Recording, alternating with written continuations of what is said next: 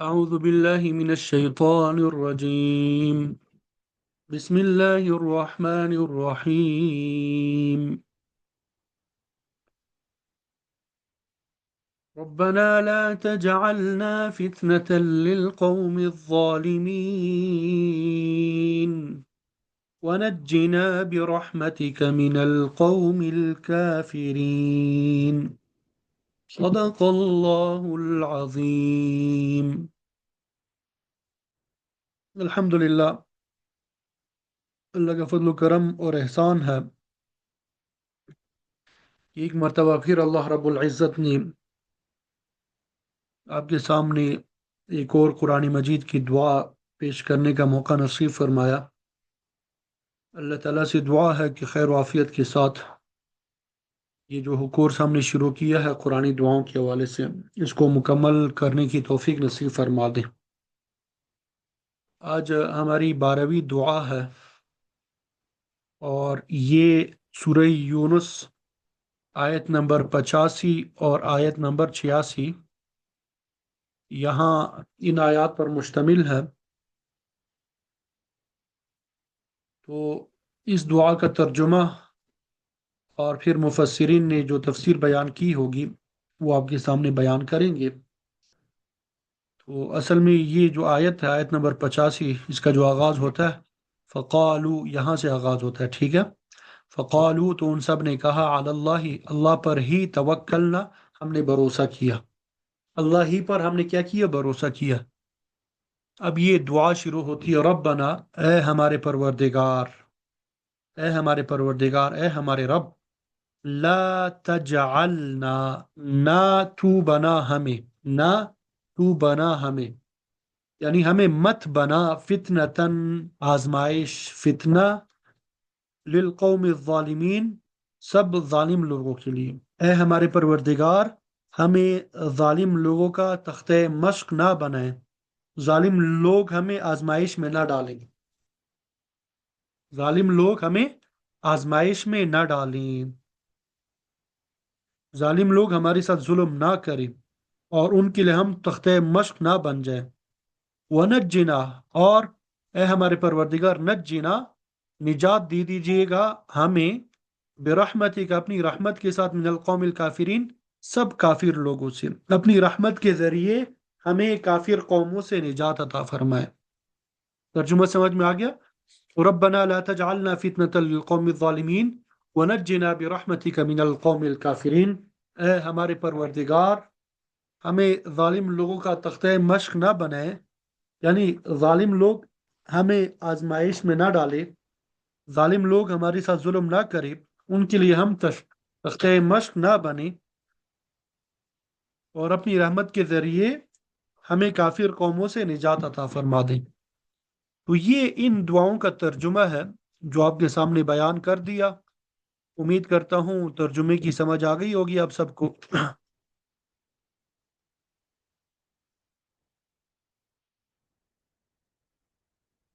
یہ بہت اہمیت والی دعا ہے، بالخصوص آج کل کے زمانے میں، آج کل جو دنیا میں حالات چل رہے ہیں، تو اس وقت جو ہے اس کا انسان کثرت سے جو ہے اس دعا کو مانگتا رہے، پڑھتا رہے۔ حضرت موسیٰ علیہ السلام اور ان پر ایمان لانے والوں نے یہ دعا کی تھی۔ یہ دعا کن افراد نے کی تھی؟ حضرت موسیٰ علیہ السلام اور ان پر ایمان لانے والوں نے۔ حضرت موسیٰ علیہ السلام کا واقعہ ہر مسلمان جانتا ہے، قرآن مجید میں بار بار اس کا ذکر آیا ہے۔ اللہ تعالیٰ کی قدرت اور رحمت کا یہ عظیم معجزہ تھا کہ حضرت موسیٰ علیہ السلام اپنا عصا زمین پہ ڈالتے تھے، وہ سانپ بن جاتا تھا۔ چنانچہ آپ کے مقابلے کے لیے فرعون نے اپنے سارے ملک کے جادوگروں کو جمع کیا اور حضرت موسیٰ علیہ السلام سے کہا کہ تم جادوگر ہو اور میں بھی جادوگروں کو جمع کرتا ہوں اور پھر دیکھتا ہوں کہ تمہارا جادو کہاں جاتا ہے۔ چنانچہ سب جادوگر جمع ہو گئے۔ حضرت موسیٰ علیہ السلام نے ان سے فرمایا کہ تم لوگ اپنا جادو پہلے دکھاؤ۔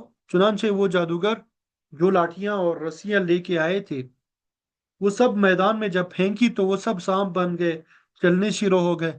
ان سینکڑوں سانپوں کو دیکھ کر حضرت موسیٰ علیہ السلام پہ بھی تھوڑا سا خوف طاری ہو گیا، لیکن اللہ تعالیٰ نے موسیٰ علیہ السلام پر یہ الہام فرمایا کہ تم اپنا عصا ڈالو۔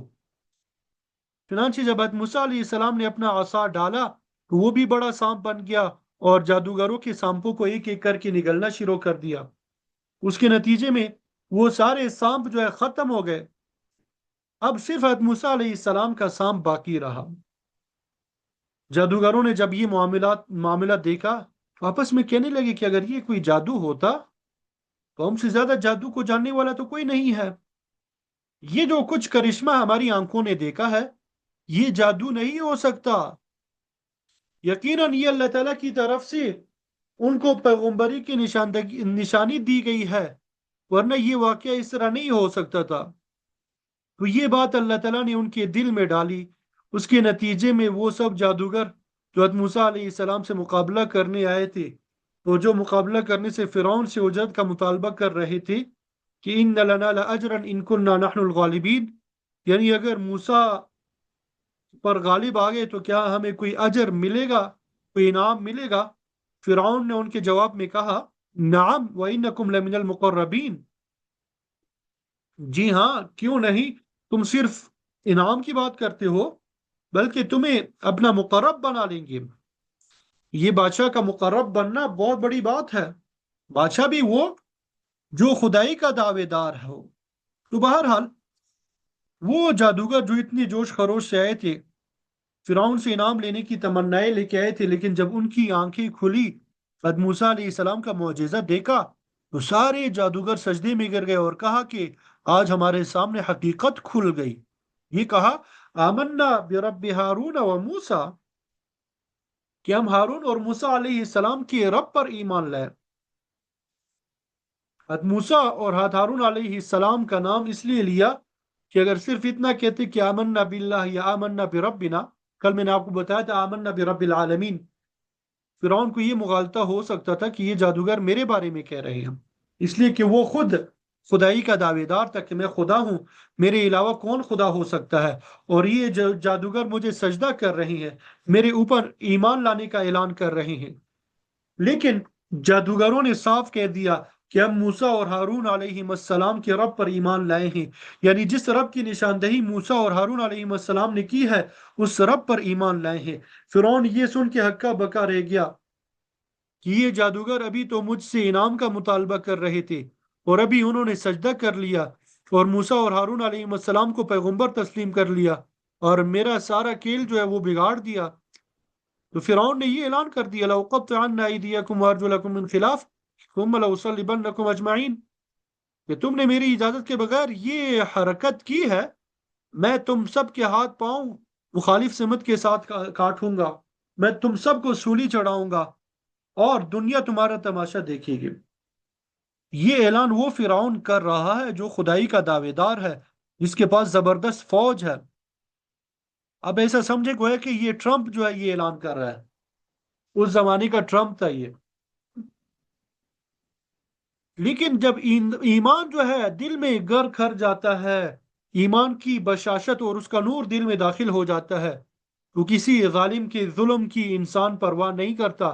چنانچہ جادوگروں نے فرعون کے اس اعلان کا یہ جواب دیا کہ لن نؤثرك على ما جاءنا من البينات والذي فطرنا فاقض ما انت قاض انما تقضي هذه الحياة الدنيا، کہ جس جادو پر تو نے ہمیں مجبور کیا تھا آج ہم پر اس کی حقیقت کھل گئی، اب جو تم فیصلہ کرنا چاہو کر لو، جو تمہارا فیصلہ ہوگا وہ صرف اس دنیا کے متعلق ہوگا، زیادہ سے زیادہ یہ کر لو گے کہ ہمارے ہاتھ پاؤں کاٹ دو گے، ہمیں سولی پہ چڑھا دو گے۔ دوسری جگہ جادوگروں کی یہ الفاظ آئے تھے قالوا لا ضیر انا الی ربنا منقلبون، اگر تم ہمیں سولی پر چڑھا بھی دو گے تو ہمیں کچھ پرواہ نہیں ہے، ہم تو اپنے پروردگار کے پاس لوٹ کے چلے جائیں گے۔ آپ ذہن کا انقلاب اور خیال کا انقلاب دیکھیں، عقیدے کا انقلاب دیکھیں کہ یا تو دنیا کی حرص تھی اور اجرت کا مطالبہ کر رہے تھے، ٹھیک ہے، ان لنا لاجرا ان كنا نحن الغالبین، یعنی شروع میں دنیا کی حرص تھی، یا دنیا سے اتنی بے رغبتی اور اتنی اتنی بے پرواہی کہ یہ کہا جا رہا ہے کہ اب تقض ما انت قاض، تم جو چاہو کر لو، ہمیں تو آخرت کا ثواب چاہیے۔ اللہ تعالیٰ ہمیں یہ سوچ، یہ انقلاب ہمیں بھی نصیب فرما دے، دنیا کی حرص جو ہے وہ ہمارے دلوں سے نکال دے، دنیا کی محبت ہمارے دلوں سے نکال دے، آخرت کی محبت ہمیں نصیب فرما دے، اور آخرت میں جنت الفردوس نصیب فرما دے، دنیا میں جنت الفردوس والے اعمال ہمیں نصیب فرما دے۔ تو آپ کے سامنے ان کی دونوں حالتیں ہیں۔ جب شروع میں وہ آئے تھے فرعون کے پاس، تو وہ یہ کہہ رہے تھے کہ بھئی ہم یہ مقابلہ تو کر لیتے، اگر ہم جیت گئے تو آپ ہمیں کچھ انعام ملے گا، پیسے ملیں گے کہ نہیں؟ اور اب یہ حالت ہے مقابلے کے بعد کہ ان سے کہا جا رہا ہے کہ بھئی جو چاہے تم کر لو، ہم تو ایمان لا چکے، ہمیں آخرت کا ثواب چاہیے۔ اب ان کے ساتھ کیا معاملہ ہوا اس کے بارے میں مختلف روایات ہیں، لیکن بہرحال اس واقعے سے حضرت موسیٰ علیہ السلام کی حقانیت لوگوں پہ واضح ہو گئی۔ جب حقانیت واضح ہو گئی تو حضرت موسیٰ علیہ السلام چونکہ پوری قوم بنی اسرائیل کے سردار تھے، تو اللہ تعالیٰ نے فرعون کے دل میں حضرت موسیٰ علیہ السلام کا ایک رعب پیدا کر دیا، ورنہ اس کے لیے حضرت موسیٰ علیہ السلام کو قتل کرنا کیا مشکل تھا، بلکہ دونوں کو قتل کرا دیتا۔ لیکن اللہ تعالیٰ نے اس کا رعب طاری کر دیا، اس کی وجہ سے وہ قتل نہیں کر سکا۔ لیکن جو لوگ حضرت موسیٰ علیہ السلام پہ ایمان لا رہے تھے، ان پر فرعون نے ظلم اور ستم ڈھانے شروع کر دیے۔ قرآن مجید نے اس کا ذکر فرمایا ہے سورہ یونس آیت نمبر 87 میں، فَمَا آمَنَ لِمُوسَى إِلَّا ذُرِّيَّةٌ مِّن قَوْمِهِ عَلَى خَوْفٍ مِّن فِرْعَوْنَ وَمَلَئِهِمْ أَن يَفْتِنَهُمْ۔ یہ شروع میں ایسا ہوا کہ موسیٰ علیہ السلام پر ایمان لانے والے بہت تھوڑے تھے، اس لیے کہ وہ لوگ ایمان لانے کے نتیجے میں فرعون سے ڈرتے تھے کہ کسی بھی وقت ہم پکڑ لیے جائیں گے، ہمیں ظلم کا نشانہ بنایا جائے گا۔ لیکن بالآخر پورے بنی اسرائیل اسلام میں داخل ہوئے۔ اب ان ایمان لانے والوں کی حالت یہ تھی کہ اگر وہ لوگ گھر سے باہر نکلتے تو فرعون کے سپاہی ان کا پیچھا کرتے، ان کو تکلیفیں پہنچاتے۔ اس وقت اللہ تعالیٰ نے ان کو یہ حکم دیا تھا، وَجَعَلُوا بُيُوتَكُمْ قِبْلَةً وَأَقِيمُوا الصَّلَاةَ وَبَشِّرِ الْمُؤْمِنِينَ، کہ تم اپنے گھروں کو قبلہ بنا لو۔ وَجَعَلُوا بُيُوتَكُمْ قِبْلَةً، تم اپنے گھروں کو قبلہ بناؤ۔ وَأَقِيمُوا الصَّلَاةَ، مطلب یہ کہ چونکہ حضرت موسیٰ علیہ السلام کی شریعت میں حکم یہ تھا کہ نماز اور عبادت صرف مسجد یا عبادت گاہ میں ادا کی جا سکتی تھی، اس کے علاوہ دوسری جگہوں پہ عبادت کرنے کی اجازت نہیں تھی۔ یہ تو ہمارے لیے اللہ تعالیٰ نے شریعت کو آسان کر دیا ہے۔ آپ صلی اللہ علیہ وسلم کی شریعت میں یہ حکم دیا گیا کہ جعلت لی الارض مسجدا وطہورا، کہ آپ صلی اللہ علیہ وسلم نے فرمایا کہ میرے لیے یہ ساری زمین مسجد بنا دی گئی ہے، یعنی جہاں کہیں بھی آدمی کو موقع ملے آدمی اس جگہ نماز پڑھ لے۔ یہ ضروری نہیں ہے کہ مسجد ہی میں جا کے نماز پڑھے، لیکن حضرت موسیٰ علیہ السلام کی شریعت میں حکم یہ تھا کہ عبادت کرنی ہے تو خاص مسجد میں جا کے عبادت کرو۔ یہاں تک کہ بنی اسرائیل نے جو 40 دن میدان طیر میں گزارے، اس میں بھی ان کے ساتھ ایک خیمہ عبادت کے لیے ساتھ ساتھ چلتا تھا۔ جس جگہ پڑاؤ ڈالتے تھے اس جگہ وہ خیمہ نصب کر دیا جاتا تھا، وہ خیمہ مسجد کے قائم مقام ہوتا تھا۔ وہ لوگ صرف اس خیمے کے اندر عبادت کر سکتے تھے، اس سے باہر نہیں کر سکتے تھے، اس لیے کہ ان کی شریعت میں اصل حکم یہی تھا کہ مسجد میں جا کے عبادت کرو۔ لیکن بنی اسرائیل کے لیے گھر سے باہر نکلنا مشکل ہو گیا تھا، ہر جگہ فرعون کے ہرکارے موجود تھے جو ان پر ظلم اور ستم کرتے تھے۔ اس لیے اللہ تعالیٰ نے ان کو یہ حکم دیا، وَجَعَلُوا بُيُوتَكُمْ قِبْلَةً، کہ اپنے گھروں کو قبلہ بنا لو، یعنی اپنے گھروں میں عبادت کرو، اور گھروں کے اندر اپنے لیے ایک عبادت کی جگہ بنا لو، وہاں پر عبادت کیا کرو، باہر نکلنے کی ضرورت نہیں ہے۔ اب بنی اسرائیل اس حالت میں زندگی گزار رہے ہیں کہ ہر وقت فرعون کا خوف مسلط ہے، فرعون کے ظلم اور ستم کی وجہ سے باہر نہیں نکل سکتے۔ فرعون نے ان کو غلامی کے شکنجے میں جکڑا ہوا ہے۔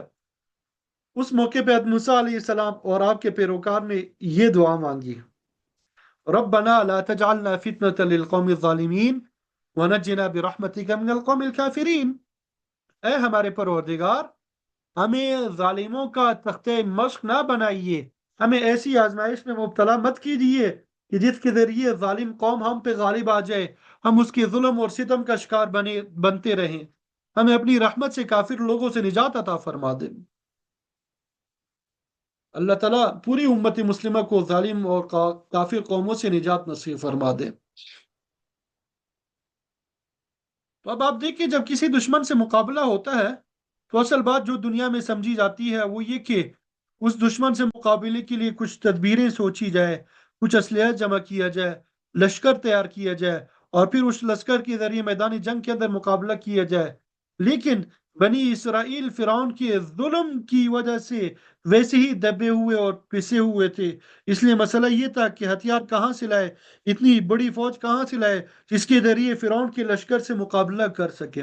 اس لیے انہوں نے اس طریقے کو اختیار کرنے کے بجائے دوسرا ایک طریقہ اختیار کیا، وہ یہ کہ اللہ تعالیٰ ہی سے مانگا جائے اور کہا جائے کہ اے پروردگار، ہم اس حالت میں ہیں کہ ہم بے وسیلہ ہے، ہم کچھ نہیں کر سکتے، ہمارے پاس اسباب نہیں ہے، لہذا آپ ہمیں ان ظالموں کے لیے تختہ مشق نہ بنائے، ہمیں ان ظالموں سے نجات عطا فرما دیجیے۔ ان لوگوں نے اس دعا کو اپنا وظیفہ بنا لیا کہ چلتے پھرتے اٹھتے بیٹھتے ہر وقت اللہ تعالیٰ سے یہ دعا مانگ رہے ہیں کہ اے اللہ، ہمیں اس مشکل سے نکال دیجئے، ہمیں ظالموں کے ظلم سے نجات عطا فرما دیجئے، ہمیں کافر قوم سے نجات عطا فرما دیجئے۔ اس دعا کے نتیجے میں اللہ تعالیٰ نے اپنی رحمت اور قدرت کا کرشمہ دکھایا۔ وہ اس طرح کہ اللہ تعالیٰ نے حضرت موسیٰ علیہ السلام کو حکم دیا کہ تم بنی اسرائیل کو لے کے مصر سے نکل جاؤ۔ چنانچہ حضرت موسیٰ علیہ السلام راتوں رات پوری قوم کو لے کے مصر سے نکل گئے۔ جب فرعون کو پتہ چلا، انہیں معلوم ہوا، تو اس نے بھی اپنی فوج کے ساتھ ان کا پیچھا کیا۔ چلتے چلتے سارے سامنے جو ہے دریا آ گیا، اب دریا کیسے پار کریں؟ تو اس وقت بنی اسرائیل نے حضرت موسیٰ علیہ السلام سے کہا انا لمدرکون، کہ ہم دھر لیے گئے، پکڑ لیے گئے، اس لیے کہ آگے دریا ہے، پیچھے فرعون اور اس کا لشکر ہے، ہمارے پاس بچنے کا کوئی راستہ نہیں ہے۔ تو اس وقت موسیٰ علیہ السلام نے فرمایا کلا، ہرگز نہیں، ان معی ربی سیہدین، میرے ساتھ میرا پروردگار ہے، وہ مجھے صحیح راستہ دکھائے گا۔ دریا بھی اس کے قبضے میں ہے، زمین بھی اس کے قبضے میں ہے، فرعون بھی اس کے قبضے میں ہے، فرعون کا لشکر بھی اس کے قبضے میں ہے۔ چنانچہ اللہ تعالیٰ نے اسی عصا کے ذریعے اپنا کرشمہ دکھایا کہ وہ عصا جو پہلے اژدہا بنا تھا، اللہ تعالیٰ نے حکم دیا کہ اس عصا کو دریا پہ مارے۔ چنانچہ آپ نے عصا مارا، اس کے نتیجے میں دریا کے اندر 12 خشک راستے بن گئے۔ ان راستوں کے ذریعے حضرت موسیٰ علیہ السلام اور بنی اسرائیل نے دریا پار کر لیا۔ پیچھے سے فرعون اور اس کا لشکر بھی دریا پہ پہنچ گیا۔ وہ خشک راستے موجود تھے۔ فرعون نے جب ان خشک راستوں کو دیکھا تو اس نے سوچا کہ میں ان راستوں کے ذریعے دریا پار کر لوں۔ چنانچہ فرعون اور اس کا لشکر بھی دریا کے بالکل بیچوں بیچ پہنچ گیا، تو اللہ تعالیٰ نے دریا کو ملا دیا اور فرعون دریا کے اندر ڈوبنے لگا۔ تو ڈوبتے وقت اس نے پکار کر کہا آمنت انہ لا الہ الا الذی آمنت بہ بنو اسرائیل، کہ میں ایمان لایا کہ بے انہ لا الہ، کہ کوئی عبادت کے لائق نہیں ہے سوائے اس کے جس پر بنو اسرائیل ایمان لے کے آئے ہیں۔ اللہ تعالیٰ نے اس کے جواب میں فرمایا الآن وقد عصیت قبل وکنت من المفسدین، اب تم ایمان لاتے ہو جبکہ تم نے ساری زندگی نافرمانی میں گزاری، فساد پھیلانے میں گزاری۔ اللہ تعالیٰ کی سنت یہ ہے کہ جب عذاب آنکھوں کے سامنے آ جائے، عذاب آنکھوں کے سامنے آ جائے، اس کے بعد توبہ قبول نہیں ہوتی۔ عذاب کے آنے سے پہلے پہلے انسان توبہ کر لے، توبہ قبول ہو جاتی ہے، لیکن جب عذاب سامنے آ جائے، آنکھوں سے دیکھ لے، پھر اس کے بعد توبہ قبول نہیں ہوتی۔ جب تک موت کا وقت نہ آئے اس وقت تک توبہ قبول ہے، لہذا اب تمہارا ایمان معتبر نہیں ہے۔ البتہ تمہارے ساتھ ہم اتنا معاملہ کریں گے فَالْيَوْمَ نُنَجِّيكَ بِبَدَنِكَ لِتَكُونَ لِمَنْ خَلْفَكَ آیَةً، کہ آج ہم تمہارے بدن کو محفوظ رکھیں گے تاکہ تم بعد میں آنے والے لوگوں کے لیے عبرت کا نشان بن جاؤ۔ قرآن مجید کی اس آیت کی تفسیر مفسرین فرماتے ہیں کہ اللہ تعالیٰ نے فرعون کی لاش کو اس طرح محفوظ رکھا کہ وہ لاش دریا کے پانی میں اوپر آ گئی۔ سب لوگوں نے اس کو دیکھا کہ یہ فرعون ہے، اس کا اب یہ حشر ہوا ہے، اور ابھی 60-70 سال پہلے فرعون کی لاش مل گئی اور وہ قاہرہ کے عجائب گھر میں محفوظ ہے۔ قرآن مجید نے کہا تھا کہ آج میں تمہارے بدن کو نجات دوں گا تاکہ بعد میں آنے والے لوگوں کے لیے تم عبرت بن جاؤ۔ تو آج بھی قاہرہ جا کے اس کا نظارہ کر سکتے ہیں لوگ۔ تو بہرحال یہ دعا کوئی معمولی چیز نہیں ہے، उस वक्त जब कोई वसीला नजर नहीं आ रहा था, कोई सबब नजर नहीं आ रहा था, हर तरह के वसाइल मुनक़ते हैं, फिरौन का जबर और जुल्म जारी है, उस वक्त इस दुआ को हज़रत मूसा अलैहिस्सलाम और बनी इसराइल ने अपना वजीफा बना लिया। रब्बना ला तजअलना फितनतल लिल कौमिज़ ज़ालिमीन वनज्जिना बिरहमतिका मिनल कौमिल काफिरीन। इस दुआ के जरिए अल्लाह ताला ने अपनी रहमत और कुदरत का इतना बड़ा मौजज़ा दिखाया, फिरौन को हलाक कर दिया, हज़रत मूसा और बनी इसराइल को निजात अता फरमा दी। कुरान मजीद में मुख्तलिफ पैगम्बरों के जो वाक़यात अल्लाह ताला ने बार बार बयान फरमाए हैं, उन वाक़यात में जो वो बातें पेश आई, उनकी तफसील अल्लाह ताला बयान फरमाते हैं। ये सब कुछ सिर्फ तारीख बयान करने के लिए और किस्सा कहानी बयान करने के लिए नहीं बयान फरमा रहे हैं, बल्कि ये सब इसलिए बयान फरमाए हैं ताकि उसके जरिए हमें सबक मिले। चुनांचे उस वाक़े से हमें ये सबक मिला कि जब इंसान ज़ाहिरी असबाब के एतबार से हर तरह से मजबूर हो जाए, कोई रास्ता उसको नजर ना आ रहा हो, तो उस वक्त वाहिद इलाज ये है कि अपने परवरदिगार की तरफ रुजू करो, उससे मांगो, मांगते रहो, मांगते रहो, मांगते रहो, और मांगने को अपना वजीफा बना लो, तो फिर अल्लाह ताला अपने फजल करम से रास्ते खोल देंगे। अगर गौर से देखा जाए तो ये नजर आएगा कि इस वक्त पूरा आलमी इस्लाम तकरीबन इसी आजमाइश में मुब्तला है। जिस आजमाइश में हज़रत मूसा अलैहिस्सलाम की कौम थी, उस वक्त उनके मुकाबले में फिरौन था, जुल्म करने वाला वो था, उसके जुल्म और सितम में बनी इसराइल पिसे हुए थे, कोई रास्ता नजर नहीं आ रहा था।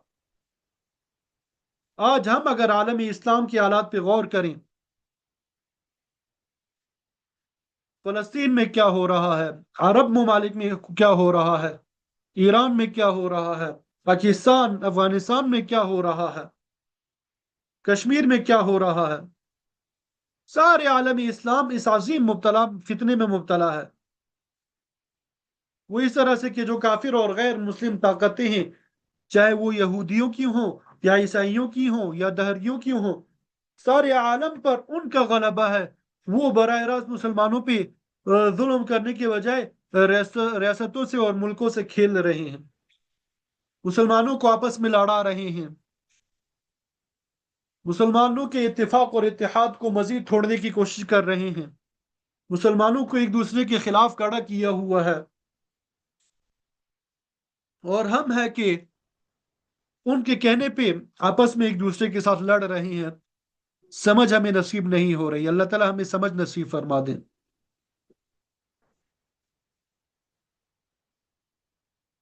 हमारे यहाँ आलम इस्लाम में जो हुकूमतें कायम होती है, वो उन्हीं के चश्मे अबरू पे आती है, उन्हीं के मकासद को पूरा करती है। जो शख्स उनके मकासद को पूरा होने में रुकावट बनता है, उसको निशाने या इबरत बनाने की कोशिश की जाती है।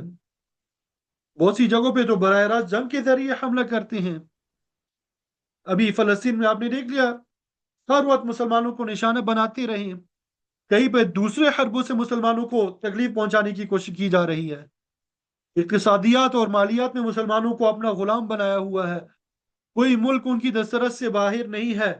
और आलम इस्लाम में बज़ाहिर देखने में इंतखाबात होते हैं, इलेक्शन होते हैं, लेकिन हकीकत में उन इंतखाबात की पीछे जो कुव्वत कार फरमा है, वो उन जालिम कौमों की है। हर इंसान ये समझता है कि जो कुछ हो रहा है वो अमेरिका के कहने पे हो रहा है। बज़ाहिर हम आज़ाद है, मुसलमानों की रियासतें बज़ाहिर आज़ाद है, वो किसी के ज़ेरे नगी नहीं है, लेकिन हकीकत में गुलामी का तोक इनकी गर्दनों में पड़ा हुआ है। या सियासी गुलामी का तोक है, या इक्तिसादी गुलामी का तोक हमारी गली में पड़ा हुआ है।